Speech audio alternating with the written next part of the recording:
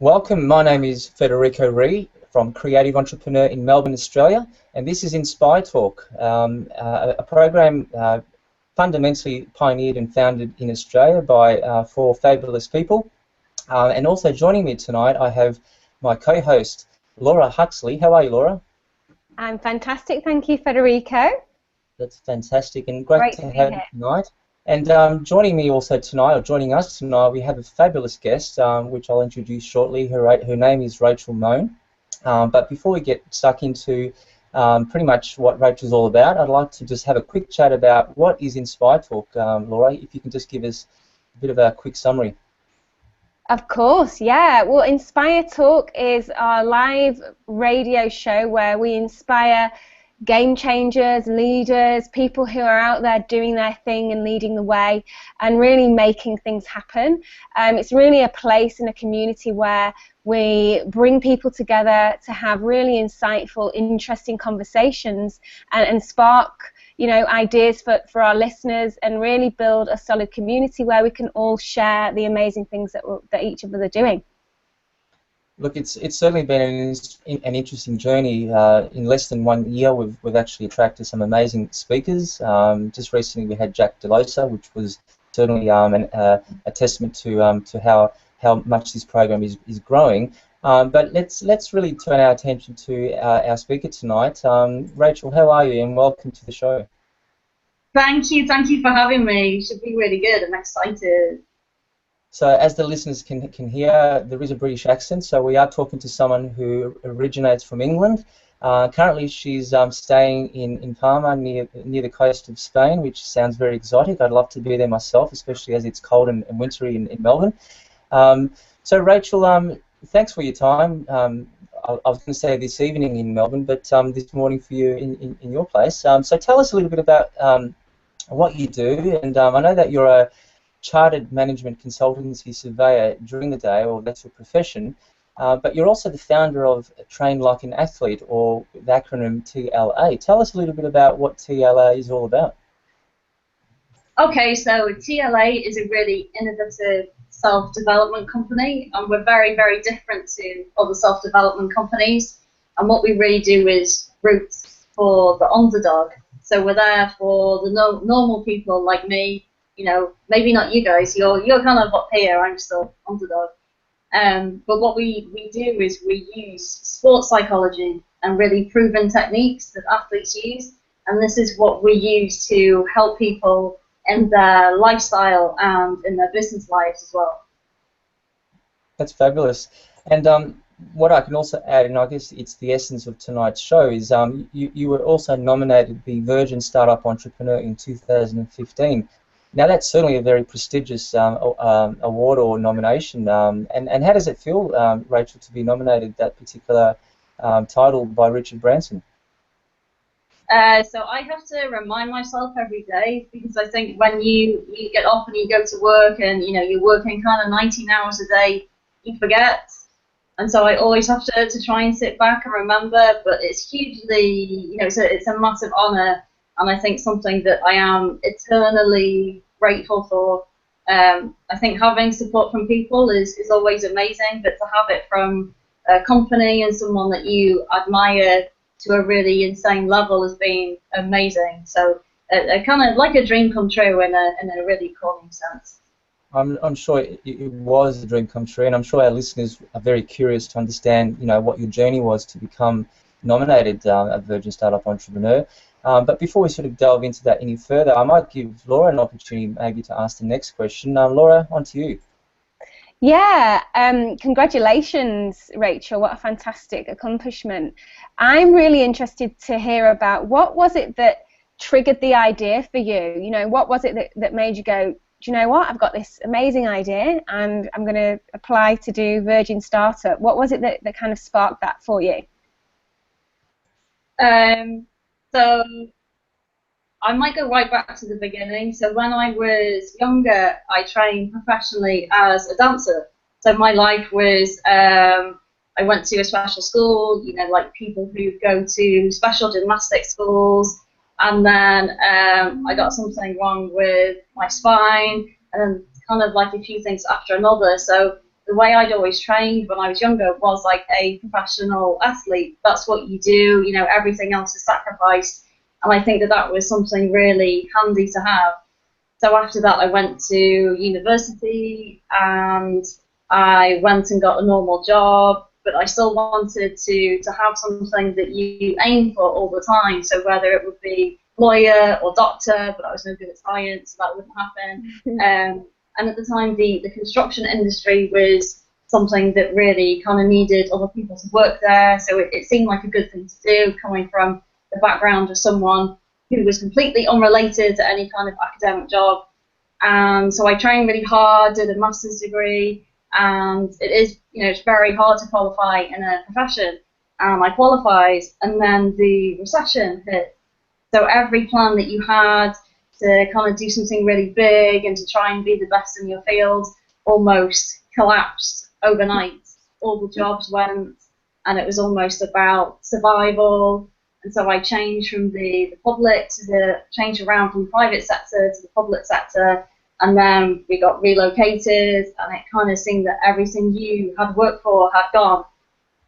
There was nothing that you could look forward to. All you could see was trying to survive, and that was it. That was as good as it got. And probably for about 20 years, literally since I was 10, I'd had this kind of thing. I wanted to be an entrepreneur and have a business, but I didn't really have the voice behind it. So you knew that you wanted to do something. So it's almost like maybe like a musician. You know that you want to do it, and you're kind of good at some things, but you don't have the drive that you need behind it to have the voice that dictates how you will do things. And then I think probably being so close to losing your job quite a few times and trying to do everything you can to move on, and it just not really going anywhere, that was just the thing that started it. And I was going through Crewe railway station, which you might know, which is like it's not a very nice place at all, and that's where I was going every day to do a huge commute.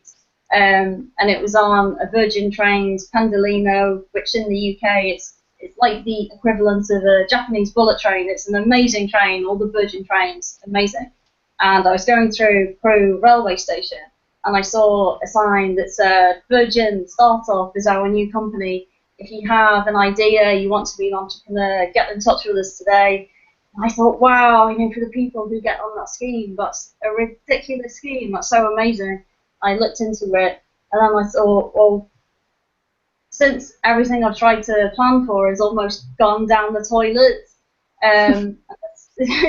there's something that Shock Planiuk, who wrote Fight Club, he said that you have to lose everything before you can do the thing that you really want to do. And I think it felt like that. And so I'd always had these ideas about sports psychology and using that to help people. And suddenly it kind of came together, and that's how I ended up applying for the scheme.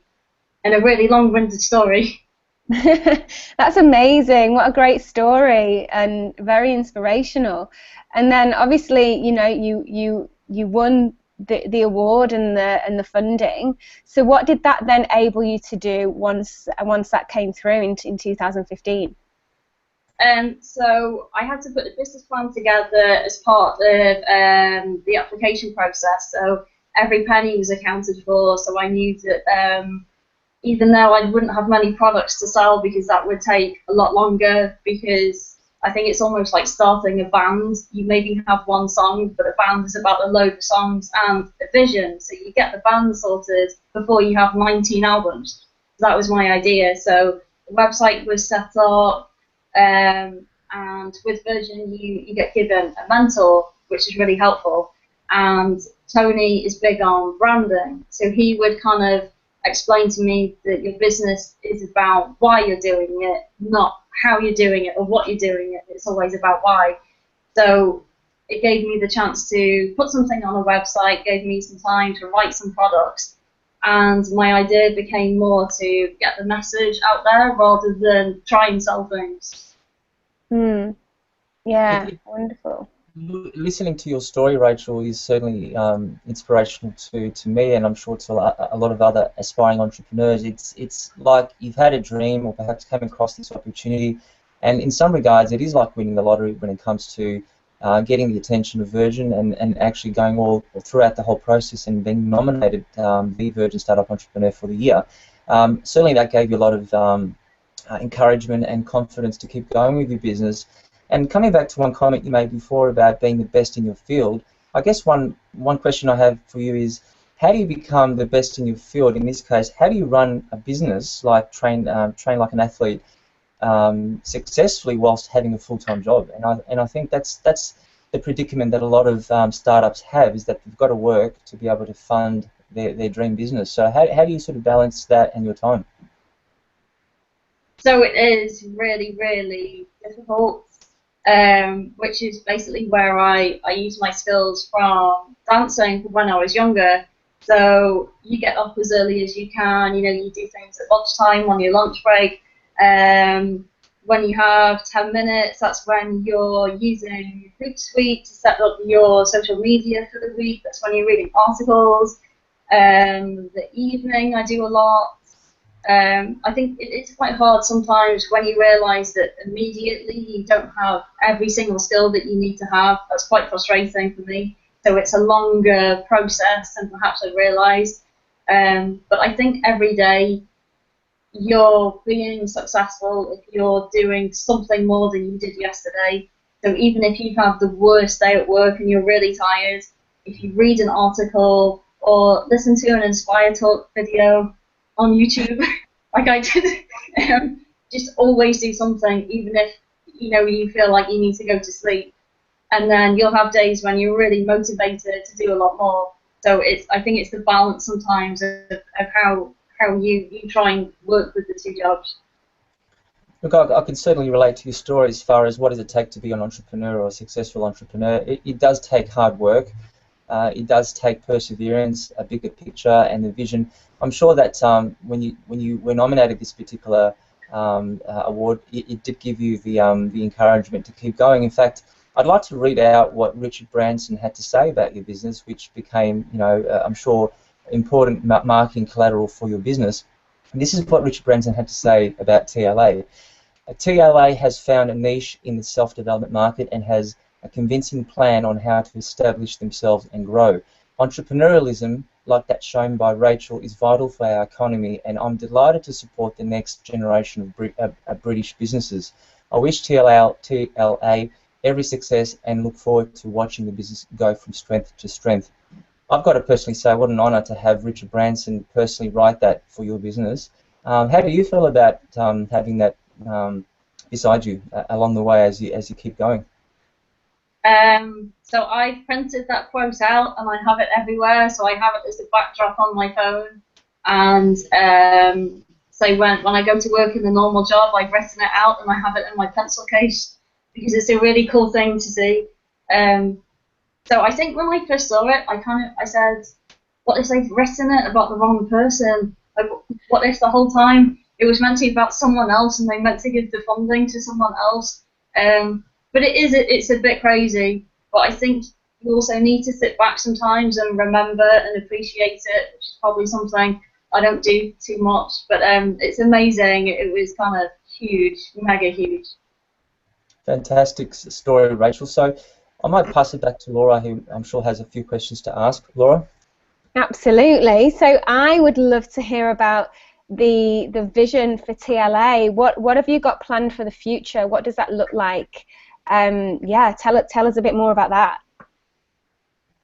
So I always said I had a really, really simple aim, which it does seem like a simple aim, which was to change the world. Which I thought that was a really simple thing to say.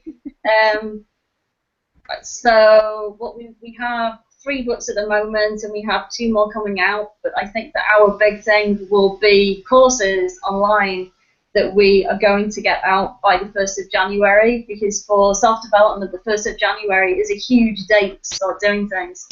So the focus will be on the courses. And then we have a whole business arm as well that we're trying to set up. But I think even though you have your plan to do certain things, there's other things that come up maybe in the meantime where it changes the focus slightly. But definitely, if someone said, where are you headed, I would say, well, obviously to change the world. But first we're doing the courses. Obviously to change the world.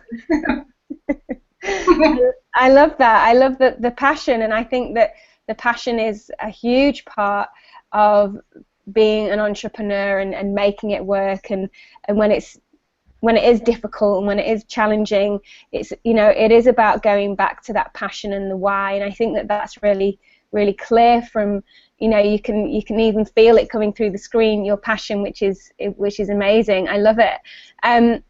So what advice would you give to somebody who's kind of just looking into what you're doing, and they might be thinking, you know, I want to start being a bit healthier, or I want to start, you know, actually sticking to doing the things I say I'm going to do, or I want to create some new habits in my life. What advice would you give to them? Like, where can they start having a look? So we would point them in the direction of the tools that people like Michael Phelps use, who is obviously, you know, biggest Olympian in the whole world, and that everything they do, every single thing they do in the day is geared towards their goal. But there's probably a much bigger goal you're working towards. It's not just maybe eating more healthily. It's part of something a lot bigger.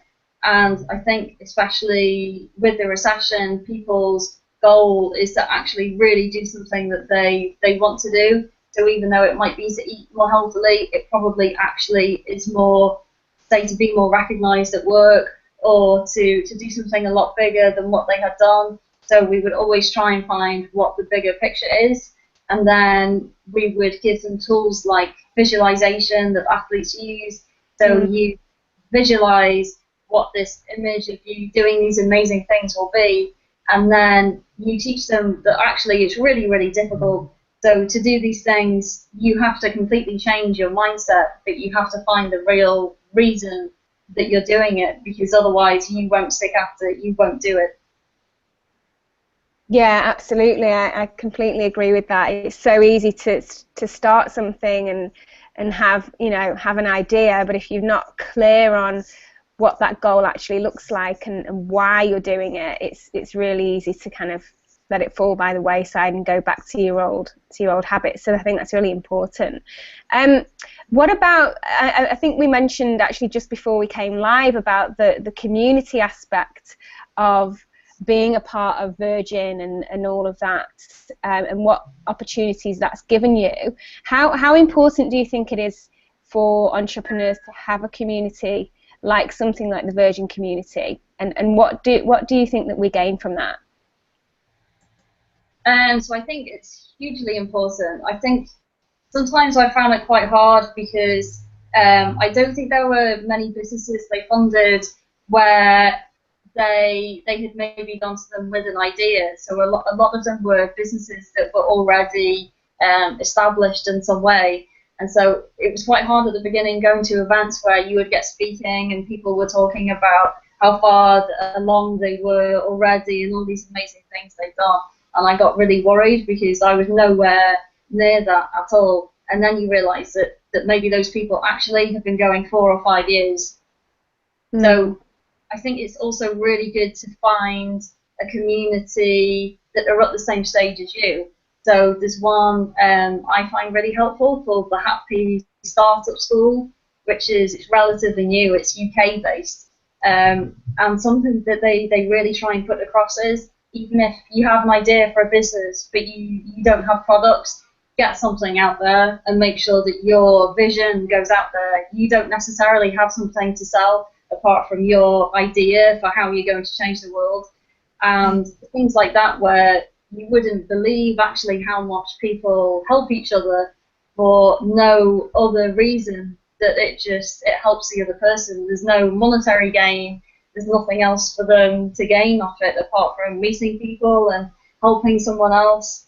And then through the Virgin Startup Network, there's actually one of my friends who started a business called Text Data. He has just got an ebook that he's getting out soon, and that's about the really hard stories of having a startup. So it's not about how great it is and how much fun. It's about, this is really what it's like, and this is how hard it is. and this is how we kept doing it. So once that's out, I'll tell you about it. But it's just really good sometimes to have people who agree, that say it's really, really difficult, but you don't ever give up. You just recognise that it's really difficult. Yeah, I think it's easy. I might actually steal the microphone now, as we've had a quick come through from Kerry. There's a bit of echo going on there, so hopefully that'll go away with Google. Kerry is asking a question: what advice would you give someone to be their next virgin startup entrepreneur? Hopefully you can hear that, Rachel. Yes. So I think it was, what advice would you give if you wanted to be a virgin startup entrepreneur? That's right. So number one, with Virgin, at the moment they fund in the UK, and I think they just started funding in Scotland. So there's interest from lots of other countries. So whether they can do something in the future with Virgin, would be amazing. So even if it's not Virgin, there's so many schemes out there that could help. They could be, I'm sure in Australia you might have government-backed schemes or kind of local enterprise schemes. But actually, to also give you some more background on how Virgin managed to do it, there was no scheme like it in the UK. And actually, Richard Branson and Richard Reed, who owns Innocent Smoothies, and a couple of other really prominent entrepreneurs had to lobby the UK government for a long time to try and persuade them that instead of just giving loans to people going to university, give it to people who want to start a business. So I would say, even if at the moment you can't do it with Virgin, just make sure that you have a good idea and that you're really passionate about it. Do some research to see what opportunities there are, but also really get talking to people just to find out what's going on. And even if you're not ready to launch, get your ideas running and try and get a social media presence so you get your story out there and you get interest and you're making friends and contacts all the time. Yeah, I think that's great advice, Rachel. And I think it comes back around to what you said earlier about asking for help. Quite often, and I'm definitely guilty of it, of trying to do everything.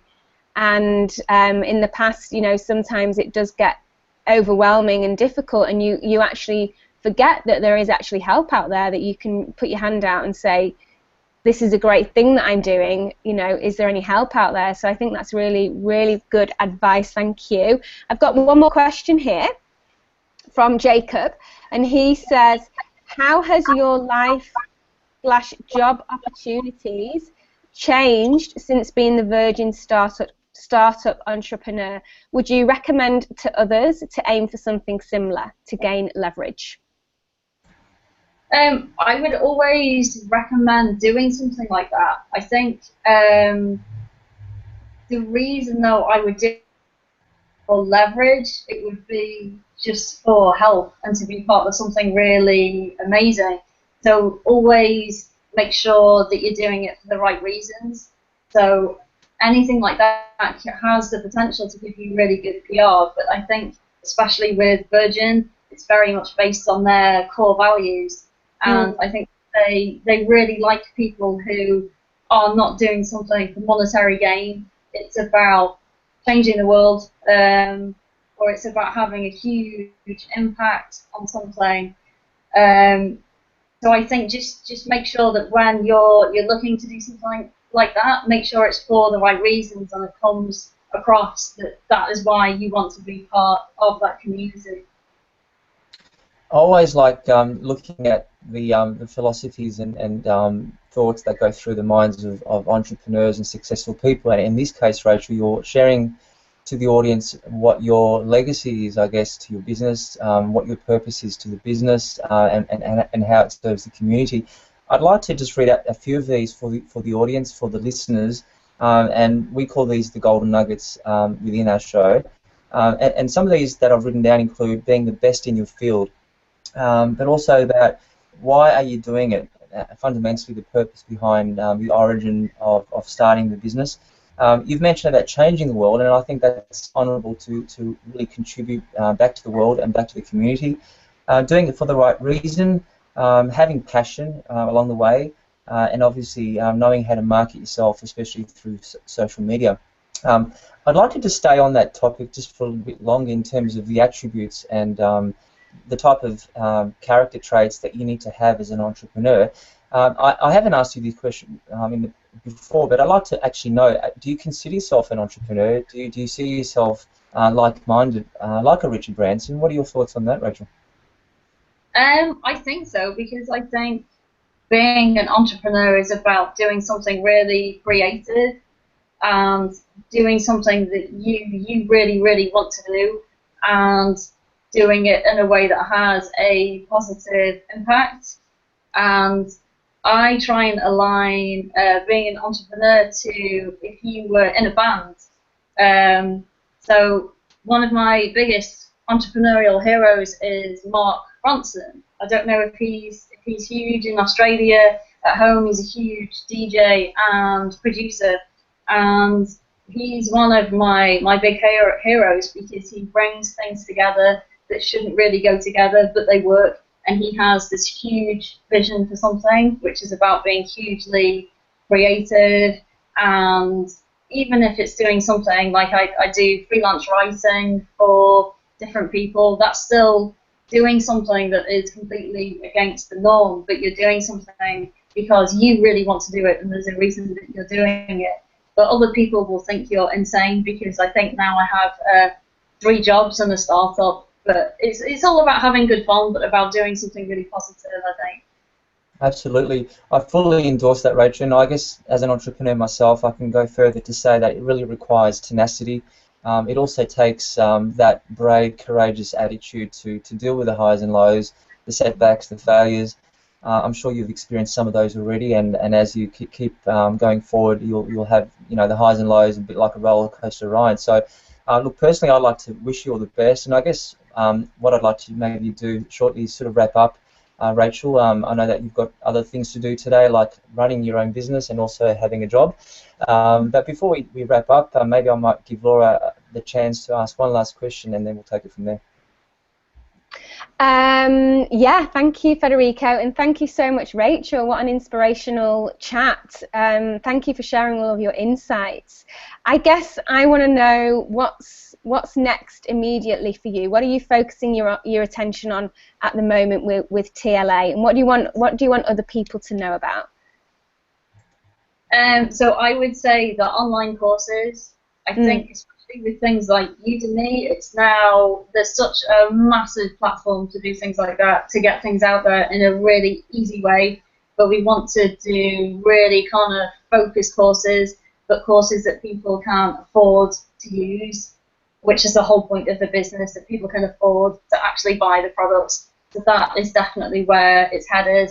And then more social media, just because it's fun and it's good to meet people and being part of the community. So I would say it's all about digital, and it's all about learning a lot more. I have a lot more to learn, and obviously having fun and remembering why you do it. Fantastic advice. Really, really great. Well, thank you so much for being here with us tonight, Rachel, and enjoy your time in Parma. I'm very jealous. And yeah, we'll look forward to following your journey and seeing your successes in the future. It's fantastic. Absolutely. Thank you. Now, just before we wrap up, just to let the viewers and the listeners make them aware of what's coming with our show. We have a few exciting guests joining us in the next round. On the 12th of July, we have Kellen Fluckiger. Hopefully I've pronounced that name correctly. We also have Lisa Messenger on the 26th of July, and also Joe Cross on the 2nd of August. So we do have an exciting lineup of top speakers joining us in the next few rounds. But for tonight, I'd like to give Rachel a big thank you for your time and for your insights.